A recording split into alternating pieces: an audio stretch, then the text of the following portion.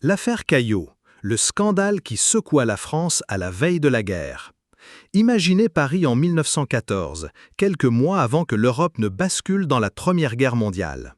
Les tensions politiques sont fortes, les journaux se livrent à des batailles féroces et un scandale judiciaire d'ampleur nationale s'apprête à éclater.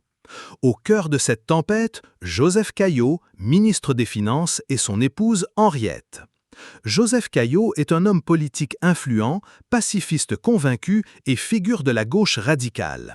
Il prépare depuis longtemps deux réformes majeures, l'instauration de l'impôt sur le revenu et la réduction de la durée du service militaire. Des projets qui hérissent ses adversaires, notamment à droite et dans les milieux nationalistes. En face, un adversaire déterminé, Gaston Calmette, directeur du quotidien Le Figaro. Depuis plus de 2 mois, son journal publie article sur article, plus de 130 en tout, dépeignant Caillot comme un homme corrompu, manipulateur et uniquement guidé par ses intérêts personnels. Le 13 mars 1914, Le Figaro frappe un grand coup.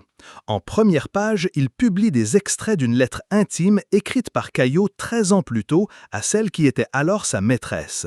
Dans cette missive, il se vante d'avoir réussi à faire échouer la réforme de l'impôt sur le revenu tout en donnant l'illusion de la soutenir devant ses collègues députés. Cette publication provoque un scandale immédiat. Les adversaires de Caillot crient à la trahison. Ses soutiens, eux, dénoncent une atteinte grossière à la vie privée. Ce que peu de gens savent alors, c'est que la lettre a été remise au Figaro par l'ancienne épouse de Caillot dans un geste de vengeance personnelle. Les élections législatives approchent et discréditer Caillot est une priorité pour ses opposants. À la maison, Henriette Caillot voit son nom et celui de son mari traîner dans la presse. Le couple apprend bientôt que Calmette prévoit de publier leur propre correspondance intime. Ils tentent de bloquer la parution, mais la loi ne leur offre aucun recours. Le président de la République, Raymond Poincaré, refuse d'intervenir. À la veille d'élection, s'attaquer à un journal aussi puissant que Le Figaro serait suicidaire. Lundi 16 mars, chez les Caillot, le déjeuner est électrique. Henriette et Joseph discutent des révélations attendues le lendemain. Joseph, excédé, aurait lâché « J'irais bien casser la figure à Calmette ». Henriette confirmera plus tard qu'elle a d'abord songé au suicide pour préserver l'honneur de son couple, avant de se convaincre qu'il fallait agir autrement. Après le repas, Joseph part rencontrer Poincaré. Henriette, elle, poursuit sa journée, traiteur, ambassade, bureau de placement. Là, une idée germe. Elle demande à son chauffeur de la conduire à une armurerie où son mari achète d'ordinaire son matériel de chasse. Elle essaie plusieurs armes et choisit un petit pistolet Browning, facile à dissimuler. De retour chez elle, elle écrit à Joseph « Mon mari bien-aimé, quand ce matin je t'ai parlé du juge qui m'a confirmé qu'aucune loi ne nous protège contre les calomnies, tu m'as dit que tu irais frapper Calmette. J'ai compris que tu étais décidé. Alors, c'est moi qui ferai justice. La France et la République ont besoin de toi. Pardonne-moi, je t'aime. Ton Henriette. » Vers 17h15, Henriette arrive à l'hôtel particulier du Figaro. Elle attend près d'1 heure. Quand Calmette apparaît, accompagné de l'écrivain Paul Bourget, il accepte de la recevoir. À peine la porte fermée, Henriette sort le Browning et tire 2 coups. Calmette tente de fuir derrière son bureau, mais elle le poursuit et tire encore. 5 coups retentissent. 3 balles atteignent leur cible, cuisse, thorax, abdomen. Les employés accourent, le trouvent gisant dans une mare de sang. Calmette murmure « Je n'ai fait que mon devoir ».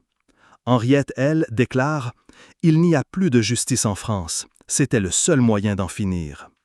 Transporté à la clinique de Neuilly, Calmette meurt dans la nuit. Joseph Caillot démissionne le lendemain. Henriette est inculpée d'homicide volontaire avec préméditation et incarcérée à Saint-Lazare. Le procès, juillet 1914. Le 20 juillet 1914, le procès s'ouvre à Paris. La salle est pleine à craquer. Personnalités politiques, journalistes, curieux. L'affaire passionne l'opinion. Henriette est défendue par le célèbre Fernand Laborie, ex-avocat de Dreyfus. Sa stratégie, transformer l'assassinat en geste passionnel, irréfléchi, déclenché par un état émotionnel extrême. Il joue sur les stéréotypes de l'époque, décrivant Henriette comme une femme dominée par ses sentiments, incapable de préméditation. Un rapport psychiatrique évoque un dédoublement de personnalité et une impulsion subconsciente confortant cette vision. Henriette raconte sa version, affirmant avoir seulement voulu donner une leçon à Calmette.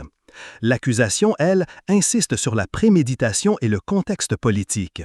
Mais l'ambiance de l'audience est électrique, ponctuée de rires, d'applaudissements et de huées. Le 28 juillet 1914, après seulement 50 minutes de délibération, le jury, 12 hommes, tous notables, déclare Henriette Caillot non coupable. Elle est libre. Dans les rues, des affrontements éclatent entre partisans et adversaires. Dans les coulisses, on parle de jurys acquis à la défense, de magistrats complaisants et de verdicts arrangés. 3 jours plus tard, le 31 juillet, Jean Jaurès est assassiné par le nationaliste Raoul Villain. Sur la crosse de son pistolet, on retrouvera les initiales JJ et JC pour Joseph Caillot. Le 3 août, la France entre en guerre contre l'Allemagne. L'affaire Caillot, aussi retentissante soit-elle, est vite éclipsée par la mobilisation générale. Henriette se retire de la vie publique, Joseph, lui, voit sa carrière brisée. Il reviendra brièvement en politique, mais ne retrouvera jamais son influence d'avant-guerre. Pour les historiens, ce procès reste un exemple frappant de l'influence du pouvoir et des réseaux sur la justice à une époque où médias, politiques et affaires privées se mêlaient dangereusement. Un siècle plus tard, il demeure comme l'un des acquittements les plus controversés de l'histoire judiciaire française. L'affaire Caillot n'est pas qu'un simple fait divers de la Belle Époque. Elle est le reflet d'une époque où la presse pouvait détruire des carrières, où les journaux étaient de véritables armes politiques et où la justice n'était pas toujours imperméable aux influences des puissants. Ce qui frappe encore aujourd'hui, c'est le contraste entre la solidité apparente des preuves, achat de l'arme le jour même, lettre de justification, tirs multiples à bout portant, et le verdict final, un acquittement pur et simple. Comment expliquer une telle décision ? Était-ce la force de la plaidoirie de Fernand Laborie, la sympathie ou l'admiration que pouvait inspirer Henriette dans le cercle fermé des notables parisiens, ou bien plus simplement la volonté de ne pas envoyer derrière les barreaux l'épouse d'un ministre de la République à quelques semaines d'une guerre annoncée ? Quoi qu'il en soit, ce procès révèle les failles d'un système judiciaire encore marqué par l'entre-soi et les privilèges. Les jurés, tous issus des élites masculines, ont jugé une femme de leur monde dans un contexte où les stéréotypes de genre pouvaient influencer les verdicts. La défense a su jouer sur cette corde sensible, en décrivant Henriette comme une épouse fragile, poussée à bout par un harcèlement médiatique, plutôt que comme une meurtrière déterminée. Mais au-delà de la salle d'audience, l'affaire Caillot nous montre aussi la puissance des mots imprimés. La campagne menée par Le Figaro contre Joseph Caillot fut d'une intensité telle qu'elle rappelle que la presse, en période de tension politique, peut devenir une arme redoutable. Gaston Calmette en a payé le prix ultime. L'histoire retiendra que, 3 jours après cet acquittement, la France perdait Jean Jaurès, figure emblématique du pacifisme, et qu'elle entrait presque aussitôt dans la Première Guerre mondiale. Dans le vacarme des canons et le chaos des tranchées, l'affaire Caillot disparut des gros titres, engloutie par la tragédie collective. Plus d'un siècle après, cette affaire soulève toujours les mêmes questions. La justice peut-elle rester totalement indépendante face aux pressions politiques et médiatiques ? Un verdict reflète-t-il toujours la vérité des faits ou parfois la vérité des rapports de force ? Et enfin, que reste-t-il dans la mémoire collective de ce mélange explosif de passions humaines, d'ambitions politiques et de manœuvres judiciaires ? Peut-être qu'au fond, l'affaire Caillot est une leçon intemporelle. Dans les moments où l'histoire s'emballe, ce sont souvent les décisions prises dans l'ombre, dans les couloirs du pouvoir et des tribunaux, qui façonnent le destin d'un pays.